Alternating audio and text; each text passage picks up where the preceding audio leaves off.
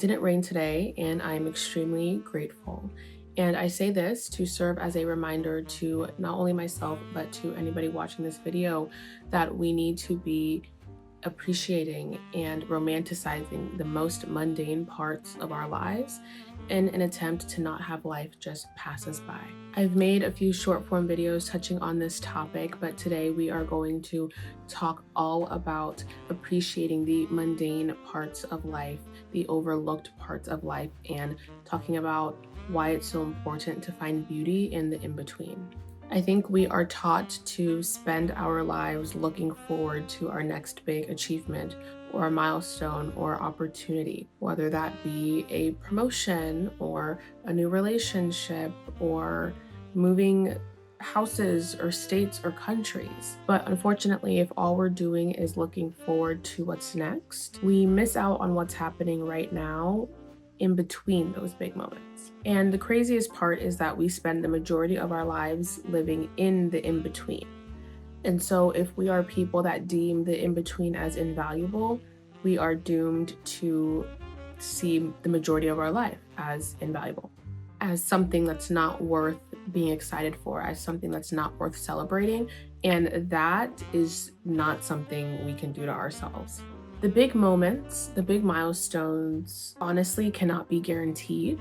But what is guaranteed is that we can do our best to find joy in every small and minuscule moment between those milestones. For example, some mundane things that I romanticized today is that I had some quiet time to start reading a new book that I just purchased. A few days ago, I broke this nail and it's finally healed to the point where it doesn't hurt every time that I touch it. I finally finished a carton of raspberries before they went bad for my oatmeal in the morning. Now, all of these things are extremely small, and if I wasn't being intentional about my mindset and about things I want to notice and appreciate, I would have just gone through life with those things happening to me and I would not have given them a second thought.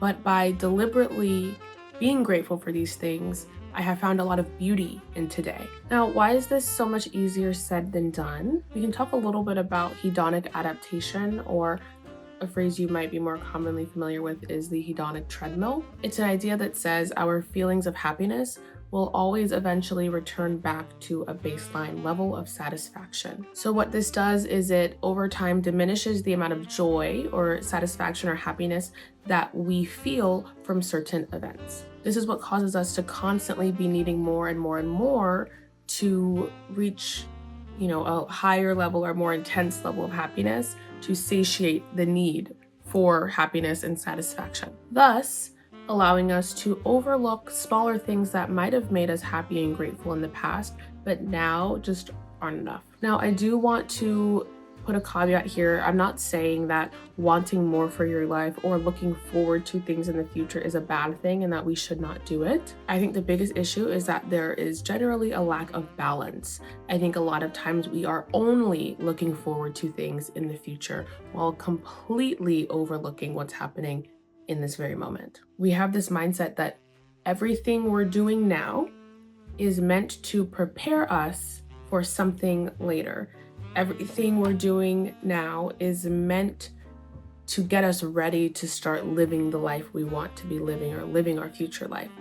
But we have to remember that we're living life right now as we speak, as we sit. As I film this video, I'm living life. As you watch this video, you're living life.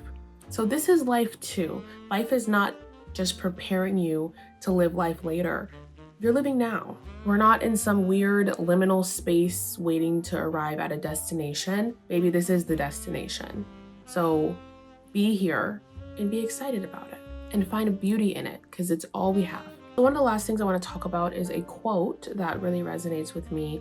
It is by an author named Dillard, and she has this quote in her book called The Writing Life. And this book mainly touches on the intense and laborious nature of the writing process. And in it, she has this quote that says, "How we spend our days is how we spend our lives." And to me, this really aligns with the topic I'm talking about today because it's not about the big life-altering and life-changing moments in life. It's about how you spend hour to hour, minute to minute, second to second, because those are the small parts that make up an entire life. And if you're not present in the small parts, you won't be present for the rest of it. So my challenge to you is to come up with a list of 3 things from today that on the surface might seem boring or trivial, but really, if you look deep down, they are so beautiful and deserve to be appreciated. So remember to linger. Linger in the small moments, linger in what you might initially deem as trivial. Linger where you are, because you owe it to yourself, we owe it to ourselves to actually live this life and not just wait to escape it for something better. As always, thank you guys so much for chatting with me, and I will see you in the next one.